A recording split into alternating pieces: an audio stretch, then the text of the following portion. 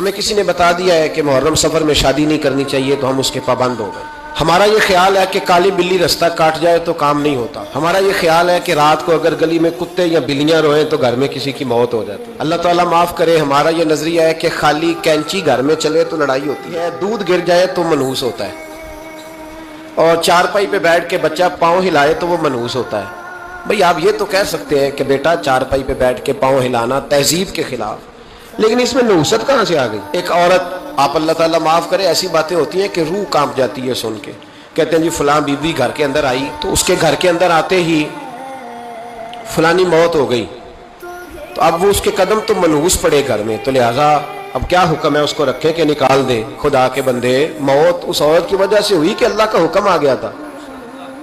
اتنی کمزور بات۔ ایک بات بڑی دیر سے ہم سنتے آ رہے ہیں، ڈھونڈا بڑا ہے پر مجھے نہیں ملا کہ اس کتاب میں وہ حوالہ ہے کہ رزق عورت کے مقدر میں ہے اور اولاد مرد کے۔ کس حدیث میں آیا یہ؟ او خدا کے بندے، رزق یہ کیسے ہو سکتا تھا کہ رزق تھا بی بی کے مقدر میں، مل اس کے خامد کو گیا؟ تو یہ ہماری توہمات ہیں، اوہام پرستی ہے، ضعف الاعتقادی ہے، افکار کی کمزوری ہے کہ ہم چیزوں میں اثر دیکھنے لگ گئے ہیں، حالانکہ اثر کس میں ہے؟ اللہ کی ذات۔ اور اتنی عجیب و غریب باتیں۔ ایک دوست کہنے لگے کہ میرے پیر صاحب نے کہا بچے کا نام بدل دو، نام وزنی ہے۔ خدا کے بندے، صرف وہ نام بدلنا جائز ہے جس کا معنی درست نہ ہو، جس کا معنی ٹھیک ہو وہ نام بدلنا درست۔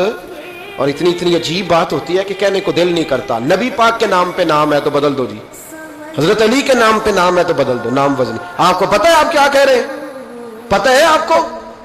جس کا نام مصطفیٰ کے نام پہ ہو، میرے نبی پاک علیہ الصلوۃ والسلام نے فرمایا کہ جس نے میرے نام سے برکت لینے کے لیے اپنے بیٹے کا نام میرے نام پہ رکھا، اللہ بیٹے کو بھی بخش دے گا، باپ کی بخشش بھی فرما دے گا۔ اتنا بڑا درجہ۔ تو میرے بھائی، یہ اوہام پرستیاں، اتنی کمزوری آ گئی ہے، آپ یقین کریں لوگ رسیوں سے ڈرنے لگے، اپنے سائے سے گھبرانے لگے، ہر آدمی کو نظر لگ گئی ہے۔ جتنے نکمے تھے سب کو کالا جادو ہو گیا، جن کا کام پہ جانے کو دل نہیں کرتا تھا انہیں آج سیب چمٹ گیا، سب تباہی اتر گئی۔ بس کر دیں، دو چیزوں کی شریعت میں گنجائش ہے۔ ایک میرے نبی پاک نے فرمایا النظر الحق، نظر حق ہے، نظر لگ جاتی ہے، اور وہ ضروری نہیں کہ باہر سے کسی کی آ کے لگے، وہ تو ماں کی بھی لگ جاتی ہے، وہ تو پیار سے دیکھے تو وہ نظر تو لگ جاتی ہے۔ نظر تو وہ ظالم نظر ہے کہ اٹھے تو بیڑا ہی پار کر دے، اور کبھی گرے تو کھانا خراب کر دے۔